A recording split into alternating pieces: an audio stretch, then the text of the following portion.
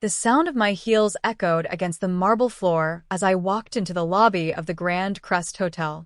The place smelled faintly of fresh lilies and expensive cologne, the kind of scent that clings to wealth. I paused at the entrance to the ballroom, one hand brushing down the front of my silk blouse, feeling the smooth fabric against my palm. This was my night. Through the tall glass doors, I could see the glow of chandeliers, the soft hum of conversation, the glint of champagne flutes catching the light. My name, was embossed in gold on the oversized banners hanging above the stage. People were arriving in designer suits and glittering gowns, whispering about the event everyone suddenly wanted to be at. And my phone buzzed. When I saw the name flash across the screen, my stomach did a slow flip. Rachel. Of course. The same Rachel who once told me, without hesitation, that my little networking idea wasn't worth anyone's time. I let the phone buzz out in my hand before tucking it into my clutch. It was funny in a way. They had all refused my invitation once. Declined. Dismissed me. Moved on with their perfect little lives as if my dreams were too small to matter. But tonight? Tonight they were here, every single one of them. And this time, they weren't just attending the event. They were attending my event. 3 years ago, I was standing in my tiny apartment kitchen, laptop balanced on the counter, sending out my first round of invitations. The event was small, barely a rented room at a co-working space, but it meant everything to me. I had spent weeks planning, scraping together money from my day job to cover snacks, chairs, and a projector. It was going to be my big break, a women's networking night focused on helping small creators share resources. I still remember hitting send on the last email, my heart racing. I imagined the replies rolling in, imagined a full room buzzing with conversation, imagined being the woman who started something. Instead, the first reply came from Rachel. Hey, thanks for thinking of me. But honestly, I don't think this is worth the time. We're all super busy and, honestly, I don't think people will show up. Maybe try something smaller? Her words burned into me. Within a day, more friends declined. Polite excuses, but the message was the same. You're not important enough. Your idea isn't big enough. You aren't worth showing up for. I remember staring at my reflection in the dark laptop screen that night, cheeks hot, throat tight. The apartment felt too quiet. The fridge hummed too loud. My grandmother called that evening, like she always did. She listened as I tried to hold back tears, and then she said softly, "Baby girl, sometimes people won't come to your table, so you build a bigger one. One so big they can't ignore it." I don't know what it was about those words, but I felt something shift. I grabbed my notebook, the one I used to scribble business ideas in, and wrote at the top of a blank page, "Bigger table." And right then, sitting cross-legged on my kitchen floor, I made a decision. If no one wanted to show up for me, I'd create something they couldn't resist. I would build something so good, so undeniable, that one day they'd wish they had said yes. That night, with the glow of my laptop screen lighting the room, I started sketching out the plan that would change everything. Those first few months were brutal. My alarm went off at 5 a.m. every day so I could work on my plan before heading to my full-time job. I lived off cheap coffee and bagels, sometimes falling asleep at my desk with my notebook still open. At first, it was just me. Me, a laptop that sounded like a jet engine, and a notebook full of half-baked ideas. I read every business blog, watched every free webinar, and emailed strangers asking questions. Most didn't reply, but a few did. That's how I met Linda. Linda was in her 50s, a sharp, stylish woman with a laugh that filled a room. She had run events for years, and when I nervously asked if she could give me advice, she said, "Only if you let me be honest with you." She was brutally honest about pricing, marketing, branding, everything. But she also believed in me. She told me to stop thinking small. "If you want people to respect you," she said over coffee one morning, "you have to treat this like a business, not a favor you're asking them to do." So I did. I worked nights, weekends, holidays. I used every paycheck to fund better venues, better graphics, better catering. I made mistakes, bad hires, bad partnerships, events where barely anyone showed up. I cried more times than I can count. But little by little things started to change. The first time I sold out an event, I nearly fainted. I stood in the back of the room, staring at all those women networking, laughing, sharing ideas, and thought, this is it. This is what I wanted. My name started showing up on social media tags. Local blogs started calling me the organizer to watch. Then sponsors started reaching out. And through it all, I stayed quiet online.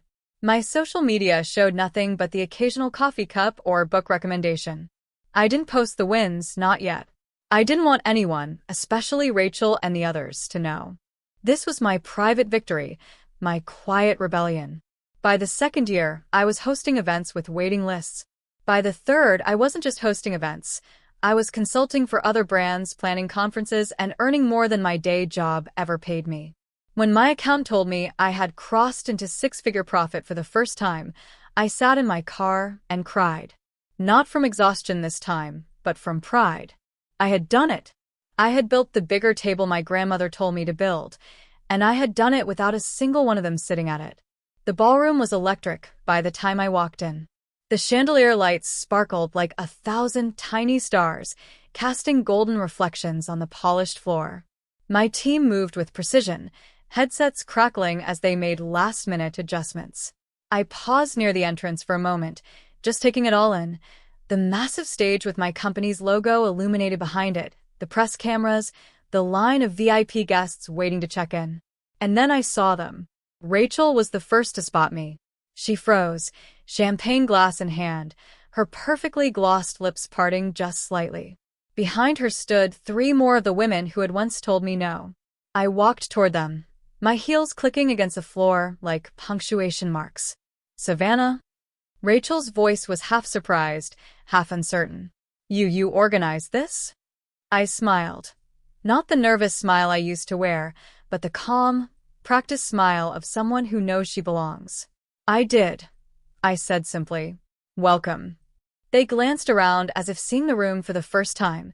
The lush velvet drapes, the branded step-in repeat where photographers were snapping pictures, the rows of reserved seating with name cards of local CEOs and influencers. This is incredible, one of them murmured. I had no idea you were doing all this. Most people didn't, I said. I like to let the work speak for itself.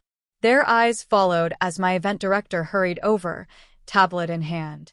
Savannah, the keynote speaker, just arrived. Do you want to greet her backstage before we start? Give me 5 minutes, I told her.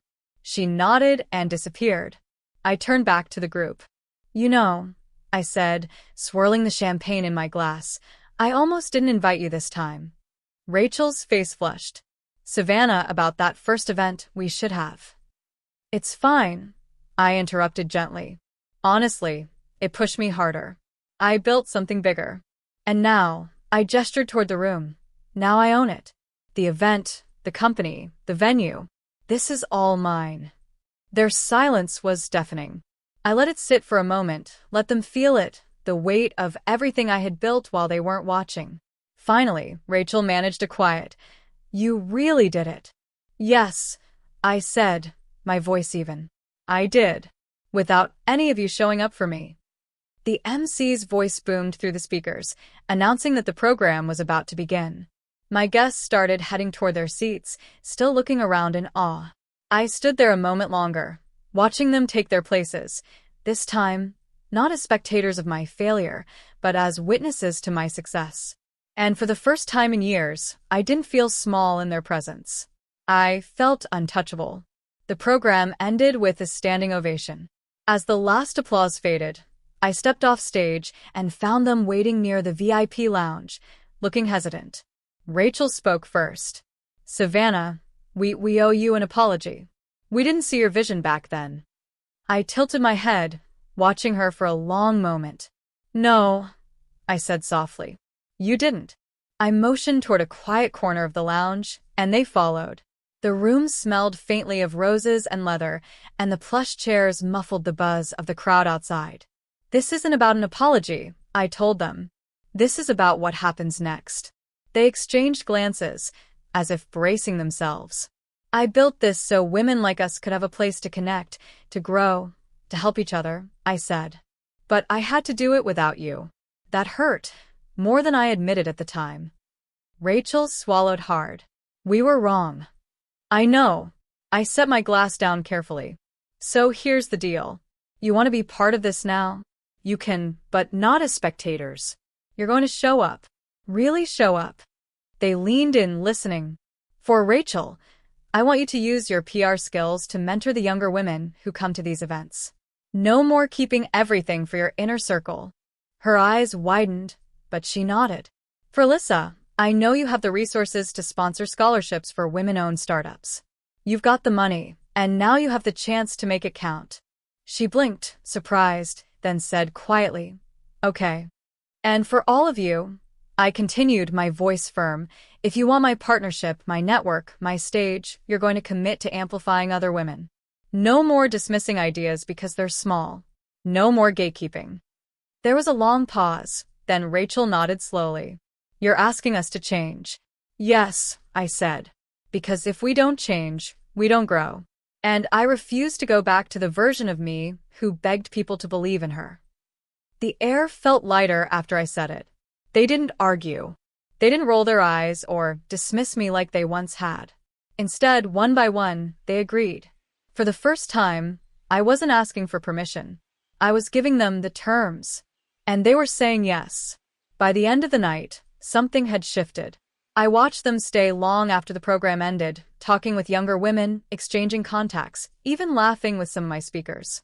It wasn't performative, it was real. For the first time, they weren't just on the guest list. They were present. As the last guests left, I slipped off my heels and walked barefoot across the ballroom floor. The space felt so different now, still glittering and elegant, but warmer somehow. Linda came over, her clipboard finally set aside. You did it, she said, smiling. I did, I replied, feeling my throat tighten. After she left, I pulled my old notebook from my bag, the one I'd carried since that night in my kitchen. Its pages were worn, corners bent, coffee stains dotting the edges. On the very first page, where I had scrawled bigger table, I traced the words with my fingertip. I thought about my grandmother's voice. Build a table so big they can't ignore it. She was right. I looked back toward the lounge, where Rachel and the others were still talking with my team, looking like they finally understood what I had built. I didn't hate them anymore. I didn't even resent them. I had needed them to say no back then because that no had pushed me toward this moment. I gathered my clutch, my heels, and my notebook, and headed for the exit. The night air was cool against my skin, and I breathed it in deeply, letting the sound of the city settle around me. Once upon a time, I had sent out invitations, hoping someone would show up. Tonight, they had stood in line for mine.